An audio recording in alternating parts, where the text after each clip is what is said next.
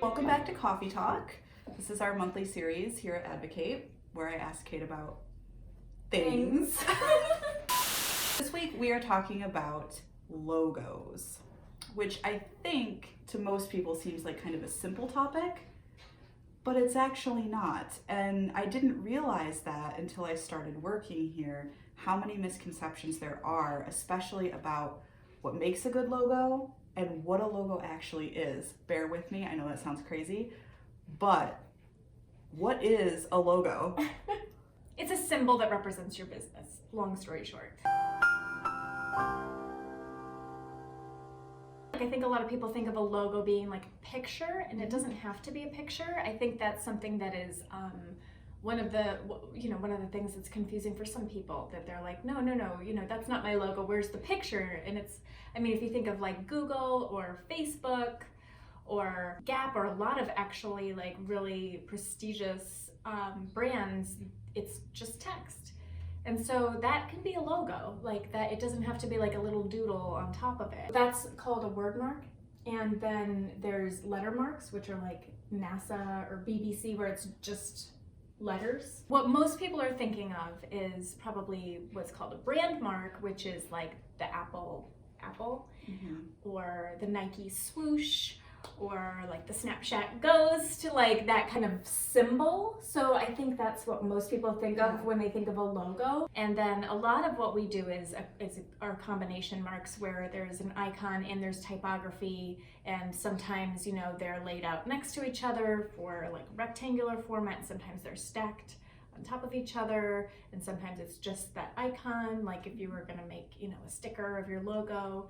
So that's what we do, like for most people, because that kind of meets their expectation of like it says what it is and it's a symbol. Yeah, that's exactly what we have going on here with Advocate.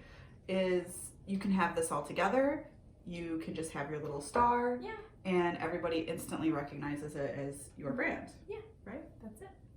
So we're going to talk a lot about what goes into a logo, but first I want to talk about Abigails. Oh, yeah. Where did this come from? Well, I love your little star. Thank you. So the star has a few different meanings to me. There's like the 5-pointed like spirituality of it that, I'm not, like a practicing like witch or something, but like there's, like it's like earth, water, fire, spirit, what am I missing? Air. Captain Planet. So that's like but it's a meaningful thing about just, like the, nature in the world. One of my favorite books was The Little Prince, so you might recognize that star as the Little Prince star. When I was in theater, we all had gold stars pins that, I found one and I bought it and I loved it. It was like this resin like glitter thing, and then the director really loved them and thought we should all have like some kind of like badge of like being in this together. And actually we did the play The Little Prince, and like so we all had to have these gold stars anyway. It was like I'm part of a tribe kind of a thing too.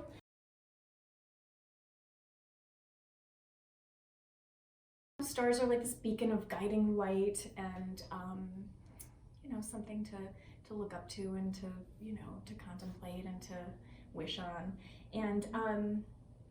And also, like, you get a gold star when you do something good. It's really kind of a thing that's just stuck in my brain, and it won't go away. So it makes sense that it's Advocate's logo. Yeah. And then as the font is really like, I was playing around with different fonts. I wanted it to be elegant but like quirky.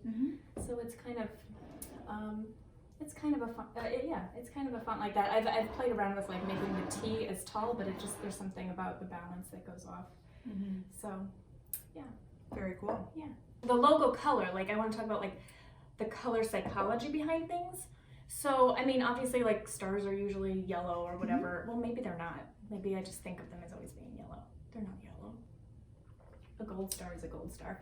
Anyway, yellow is the color of optimism, which is really the Advocate brand. It's really like we're cheerleading people. We are here for you. We believe in you. We know you can do it. We're here to help you figure that out. A lot of people come in with hesitations and, a little self-doubt and like, can I actually do this? Can I actually start a business?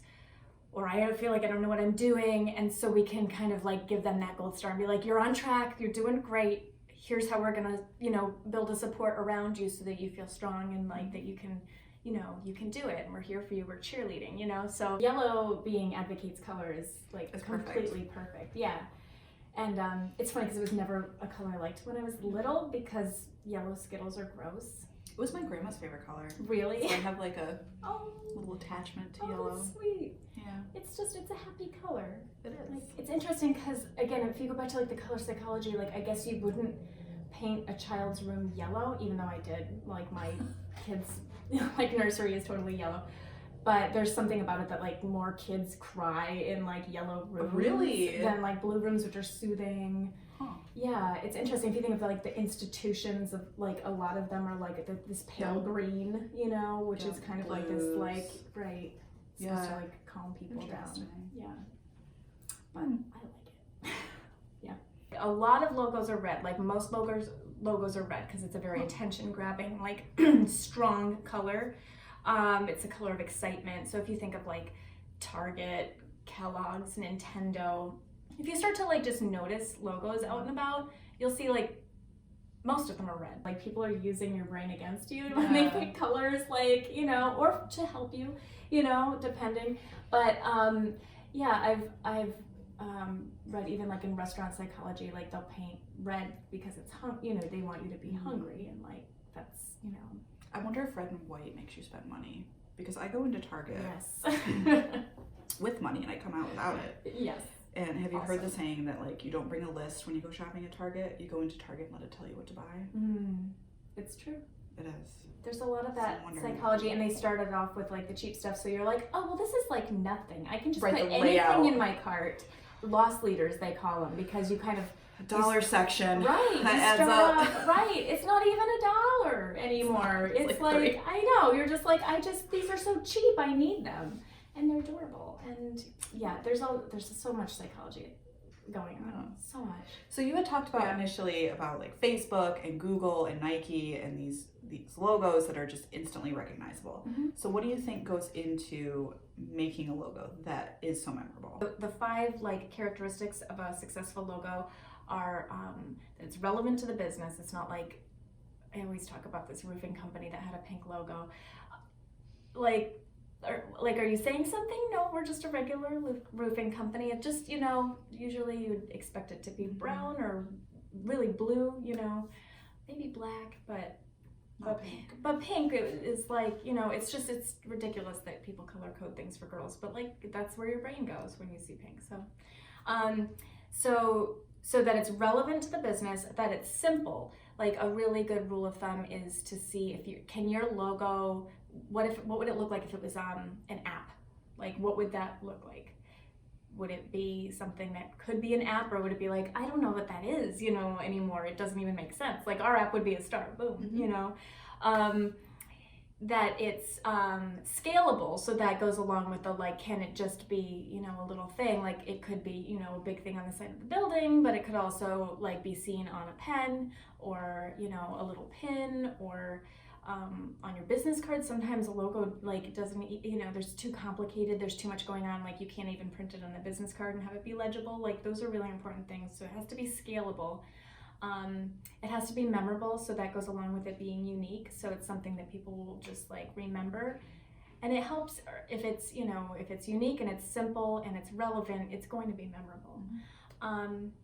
If it's versatile, so that's where, you know, you want to be able to have all those files that are going to work in different ways. Like for example, if it's like the stacked logo that has the kind of the icon on the top and the thing on the bottom, and then it also works this way. You know, sometimes what's really popular these days is like a badge logo. When you have like a badge style logo and you're designing a website, sometimes you kind of have to like shrink that badge down and then like put the text on the side, and then it's kind of like the text is in both places, or you have to put it like really big in the center of the website. So it's just like thinking about all the ways you're going to be using your logo, like as you're designing the logo, is like an important thing to, you know. This is probably a whole nother video in of itself, but I'm going to ask you about taglines for a second, because I'm looking at the Advocate business card right here, Mm-hmm. and you have our tagline here. Mm-hmm. And when you're thinking about the logo, do you think about how that tagline might play into it, or is that just like a totally separate thought pattern?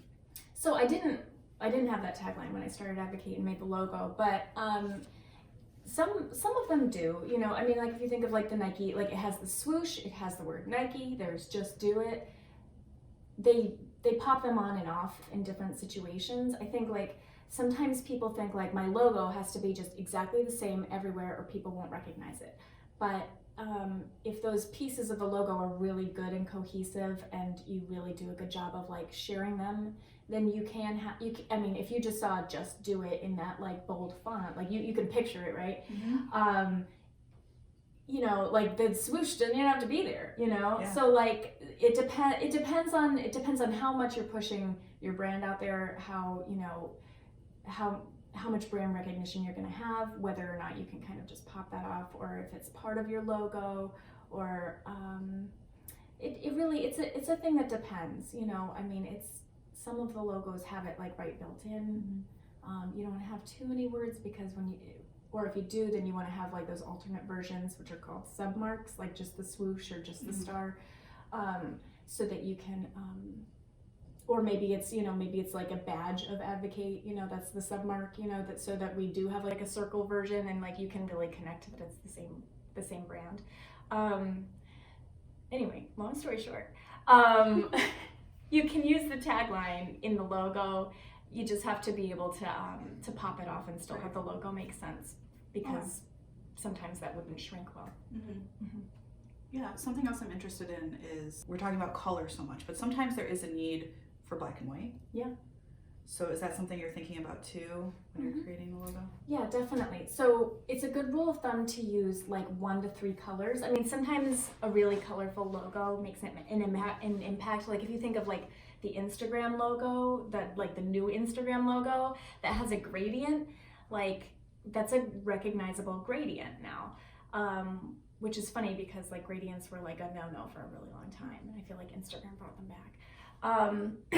But that same shape in just black and white is also recognizable as the Instagram logo. So definitely, you know, whenever we provide a logo package, we provide them the grayscale version and the black and white version, because you're going to need a grayscale version for like your print ad in the Chronicle, or you're going to need the black and white version for, you know, say you're getting something like cut out of vinyl for like for jackets, or like for a hat or something, or even like you want to use like a white version on top of a picture, that kind of a thing. So so it is important to not have the colors be something that's going to mess with the design of it. So Birchbark Eatery's original color scheme was black and white, just black and white.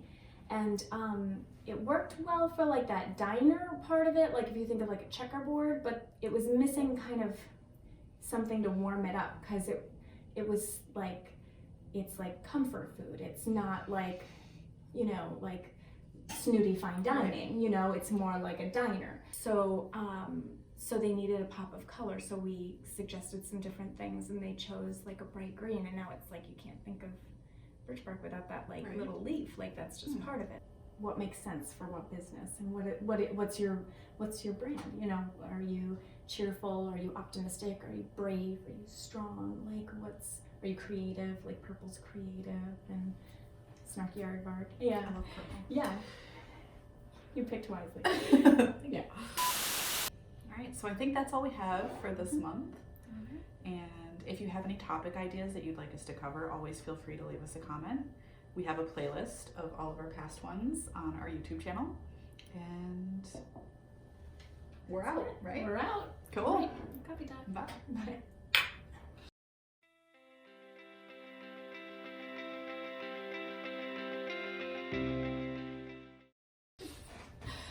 Ending blur.